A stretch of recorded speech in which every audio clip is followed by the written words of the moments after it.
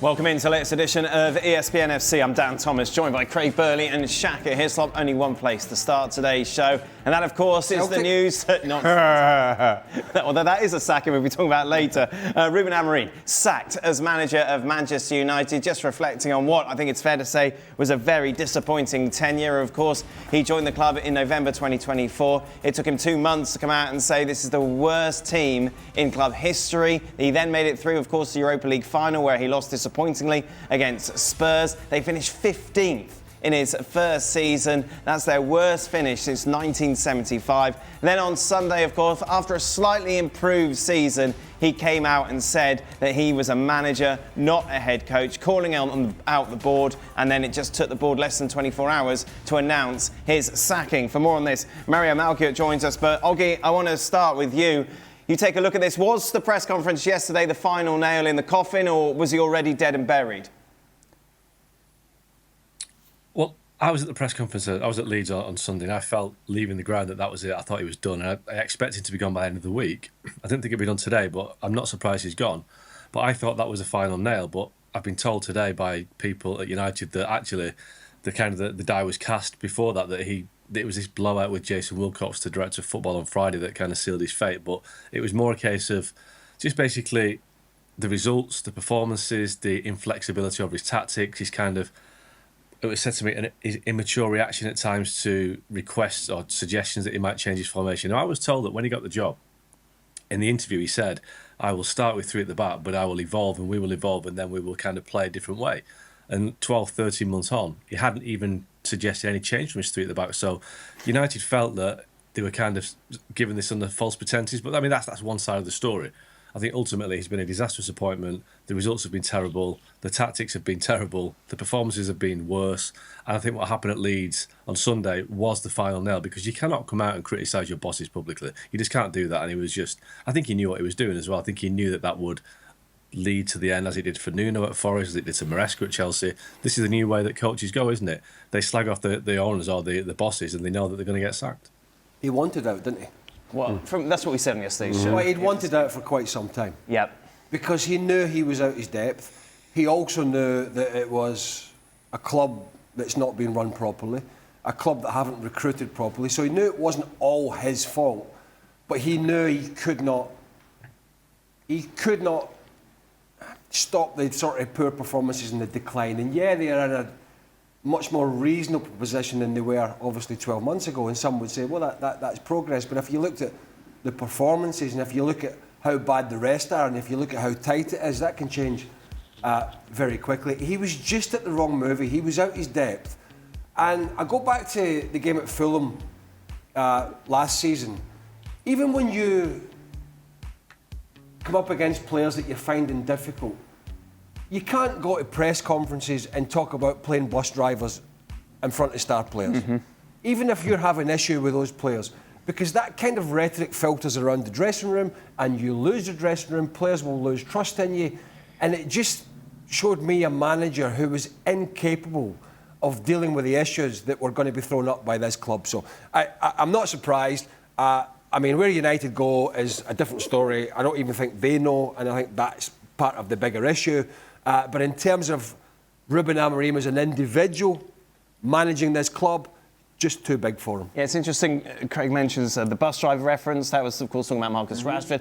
It seems like all the moves that he made to make a statement, to say I'm the boss, sticking to 3 at the back, obviously isolating the likes of Anthony, Mainu, the latest one, nothing worked. No, it didn't, and now it's reflective in certainly last season's league position.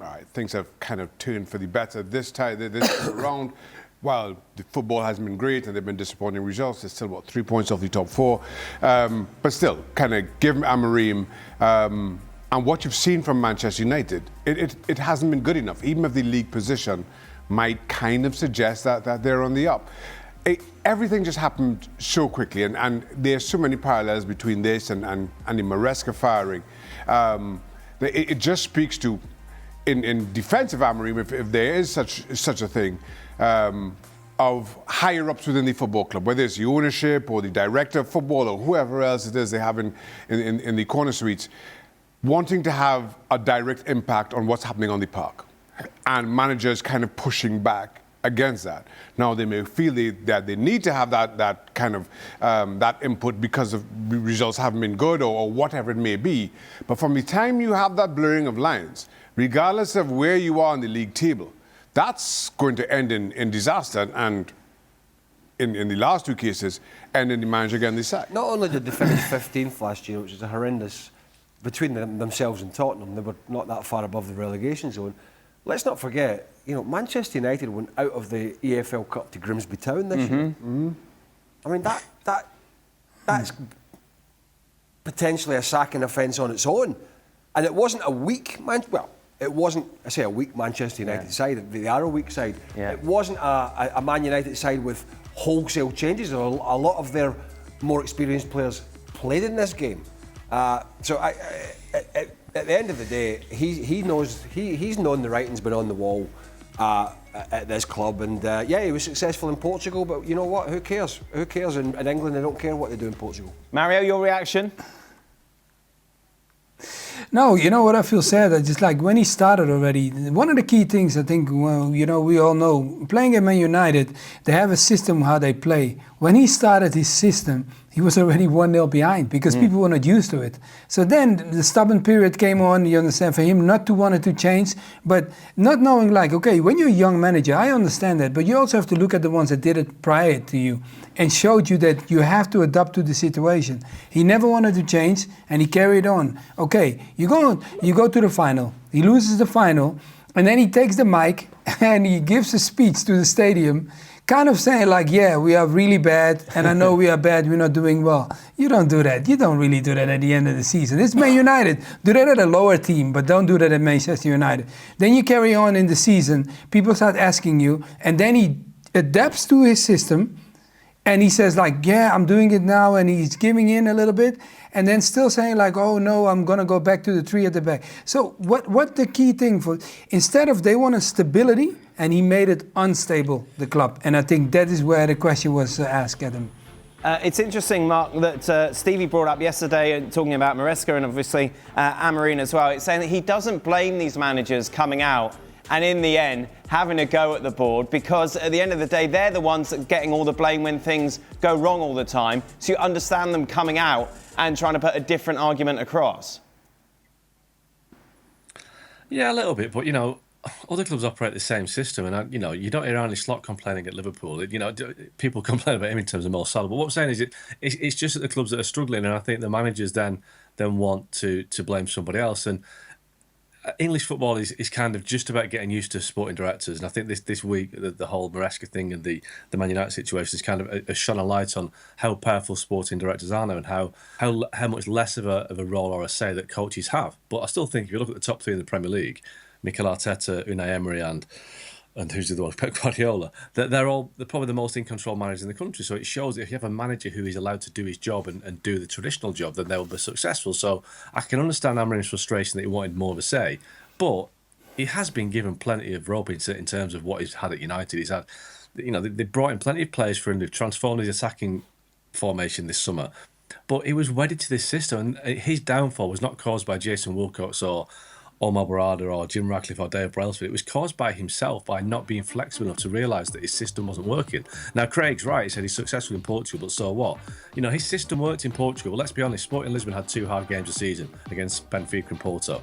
That system he's got is not stress tested against teams that will make it make it pay, make it suffer. It's come to the Premier League and straight away the system has been exposed and he's not changed it. He's had the opportunity to change it. He's played that system with a squad of players that isn't suited to the system. So that's all on him. And ultimately, when the likes of Jason Wilcox are going to Amorim saying, look, why aren't you being more flexible? Why can't you evolve this system? You can't really blame Man United for doing that because it wasn't working. So in many ways, they're basically saying, look, Ruben, change this system because if you don't, we're going to keep losing games and you're going to lose your job. So they have a responsibility to do that. And managers that don't like it, head coaches that don't like it, is the head coach, not the manager, isn't it? Head coaches that don't like it, they will blame the sporting director. But he picks the team, he picks the tactics. So at the end of the day, he's the guy that's to blame for losing his job, not anybody else. Do the supporters, Oggy, think that Ineos are as clueless as the Glazers? Because at the moment, there's not a lot of evidence to suggest otherwise, is there? Yeah, listen, the supporters at Man United are... I think the majority are glad that Amorim's gone. I think a lot have lost patience, but that it's more than a majority. I think you talk about 95% are anti the Glazers and think that Ineos has done a terrible job, because it's been 2 years now. I think it's pretty much 2 years in February since they took over, and there's been, I can't think of anything they've done that's actually been successful. They've got rid of loads of people at the club. They've cut costs. Man United is unrecognisable from the club it used to be, and that's partly because of what's happened under Ineos. They've stripped it bare. Yeah, I'll give them credit for the signings they made in the summer, because I think Mbeumo's done well. I think Cunha's done well. They've made better signings than they have been making in the last few years, but they still haven't made great signings. So, yes, there's a general sense of fear at United amongst the supporters that this club isn't going anywhere. The club is just heading for the iceberg because there's nobody at the club that's got the experience to make the big decisions. And obviously the next big decision is who comes in to replace Amorim, and when does that happen? Does it happen immediately, or do they limp on until the summer with an interim coach because, there were better coaches available in the summer? Thomas Tuchel, Mauricio Pochettino, Carlo Ancelotti, all out of contract after the World Cup. Do you wait for one of those guys, or do you say to Darren Fletcher, you're the guy taking us into the Champions League this season, or do you bring in do you try and get Oliver Glasner? It's a difficult balancing act that United have got right now. But the problem is, do you trust people at Ineos to make that decision? And I don't think the fans do, and I'm not sure they should do, really. It's interesting, Oggy, you mentioned those big names, obviously, who are tied to international teams at the moment: Ancelotti, Tuchel, Pochettino. Does anyone actually want this job? Well, yes, because at the end of the World Cup dance, certainly Tuchel and Pochettino, I guess, will be out of work because I think their contracts end in the summer. I think Ancelotti's ends, but he's got an option. If they're out of work in the summer, and they'll both want to get back to the Premier League, because the Premier League is the best league in the world in terms of eyeballs, in terms of excitement, in terms of money. Now, let's be honest, they've both managed Chelsea. They're not going back to Chelsea. They're not going to go to Arsenal. They're not going to go to Liverpool. The Man City will have different ideas. So Man United will probably still be the best job available in the summer to a top manager. The question is, will a top manager like a Tuchel or Pochettino want to work in that system that Ineos have created? They'll want more say than Amorim had. Yeah. And I think United have to swallow it a bit and say, something, Man United need a big coach that is able to have the personality, the presence to lead the club forward. And it means that the likes of Omar Barada and Jason Wilcox have to take a step back and letting the guy get on with the job that he knows that he's doing, rather than have a novice who doesn't know what he's doing, who can't handle the pressure, who can't handle ex-players and former players, legends saying that you're doing it wrong. They need a big personality that can deal with all that. And for me, that's a Tuchel or a Pochettino or an Ancelotti, but I don't think Ancelotti's a viable option. So they're the obvious candidates. And I do think they'd take the job because it's Man United, and big coaches, as the guys now, have big egos. And at some point, one of these big coaches with a big ego is going to turn Man United around and be the next Alex Ferguson. So everyone thinks it's going to be them. But so far, it hasn't been any of them. Who would you have, Craig? Tell you what. Clean slate. Who would you have? Well, I'd have people that wouldn't take the job. Right. Because they've managed other clubs, like Jurgen Klopp and others. I mean, I think Ancelotti's a little bit long in the tooth for it now, if I'm being honest. I think international football suits him. I don't think I could listen to Thomas Tuchel every week. It'd be good for us. Yes. I mean, he would be banging on every 2 days. I mean, he was banging on relentlessly at Bayern Munich about a number 6. Yes. And they had a good side. All right, he wanted Paulinho, he didn't get him. Paulinho, who's not getting a game for Tottenham these days. But he banged on about, I can't do this, and I can't. And Vincent Kompany goes in, been sacked from Burnley, and he's been getting on with it. And Tuchel just banged on about this Bayern Munich squad. I mean, if he's doing that about the Bayern Munich squad, what's he going to do with this? So, I mean, I don't know. I think when one or two of these managers look at it with a more peripheral vision, the whole story, maybe you're right. Maybe one or two of them will go. Well, I know it's Man United. Yeah. But is there anything else around? So Glasner's obviously out of contract at the end of the season. Well, look, it's not exactly a Razzmatazz signing if it was Oliver Glasner, but it's a proven manager in Germany and England.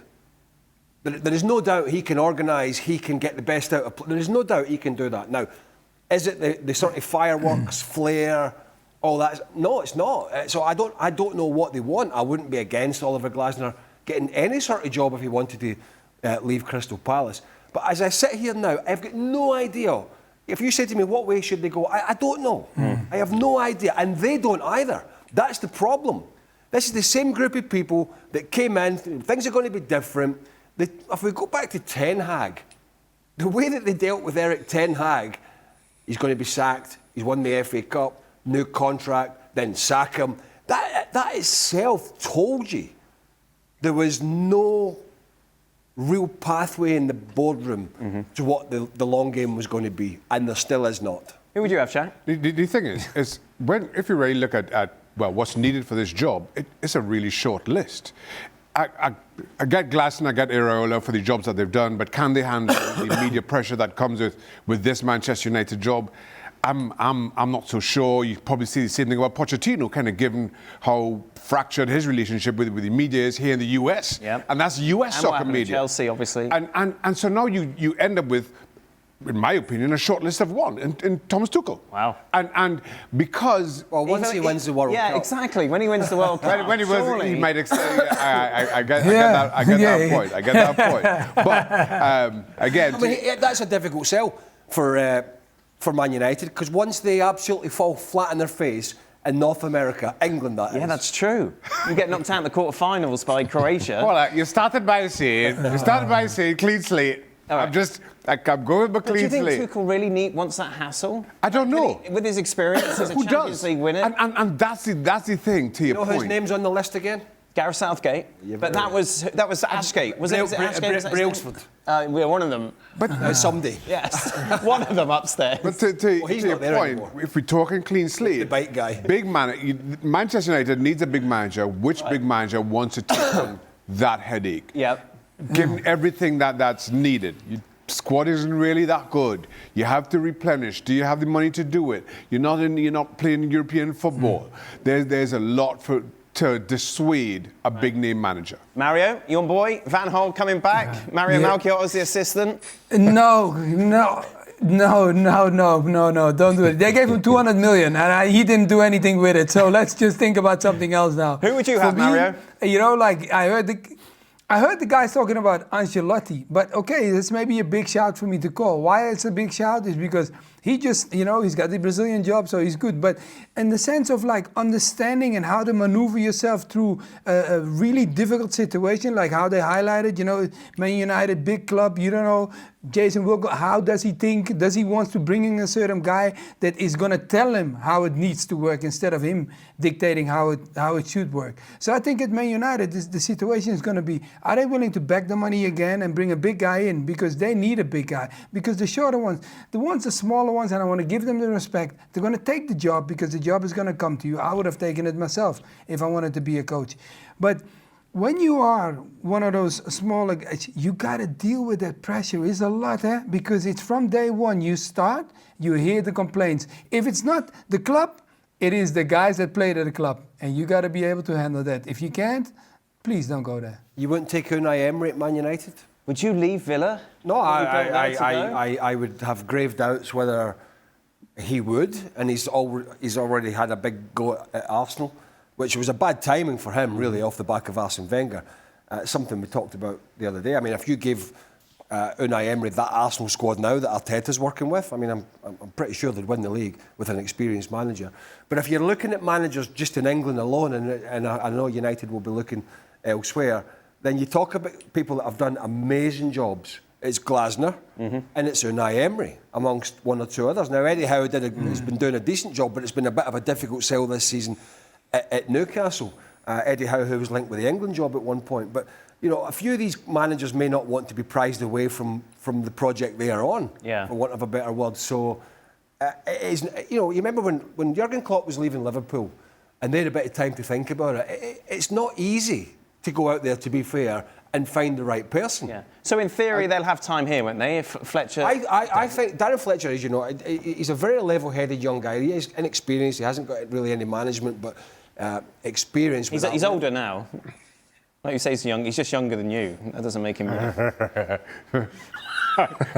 Carry on, Craig, carry on. Is the wound healed?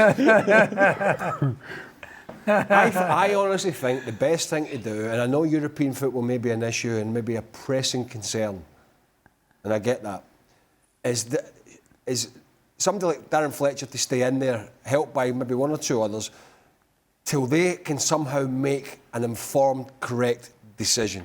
There's no point going out here in the next 2 weeks and rushing into something else that's going to backfire once. If they get it wrong this time, where's the end game? Yeah. I'll say this. Yes, you'll have time if you're hiring interim to the end of the season. You've got to ask the question of Emery. You have to ask the question, and But would you, if you're Unai Emery, Shaq, right, what would you have to ask the question. So from a Manchester United perspective, you have to ask the question, right? You've just got to pray. Right. And if he gives you an inkling of hope, you throw the What if kitchen you're sink at it. Unai Emery, Shaq? Now, if I'm Unai Emery, and it depends what they offer, of course, from a financial perspective and backing him in the long run. Aston Villa have their issues financially. If Manchester United throw the kitchen sink at Unai Emery, kind of give him, again... It's all about the money for you, Shaka. No, it's all about the money for Unai Emery, Dan. Yeah. That's what it is. No. That's what it is. Mario, you're saying no. Yeah, but no. I agree. Emery done a great job. But for me, it's like they cannot sack him and not know what they're going to do.